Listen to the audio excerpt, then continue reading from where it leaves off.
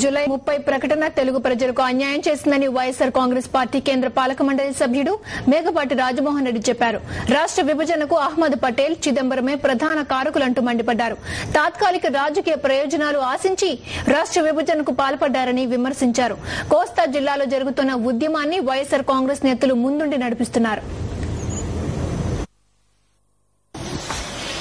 రాజీనామాలు చేయడంతోనే తమ పని అయిపోయిందని వైఎస్సార్ కాంగ్రెస్ పార్టీ ప్రజాప్రతినిధులు అనుకోలేదు.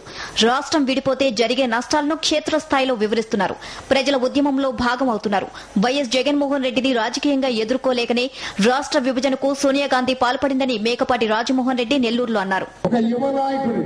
వైఎస్ఆర్ కాంగ్రెస్ పార్టీని ఎదుర్కొనే శక్తి లేక మొత్తం శ్రీమాంధ్రులనే కాదు తెలంగాణ ప్రాంతంలో కూడా జగన్మోహన్ రెడ్డికి, రాజశేఖర రెడ్డి గారికి లక్షలాది మంది అభిమానులు ఉన్నారు.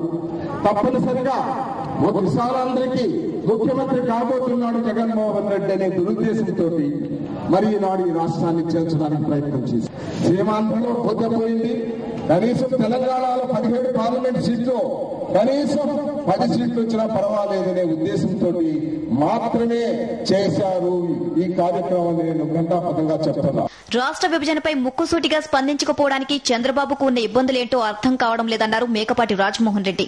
చంద్రబాబును కాంగ్రెస్ బెదిరించిందేమో అనే అనుమానం వ్యక్తం చేశారు.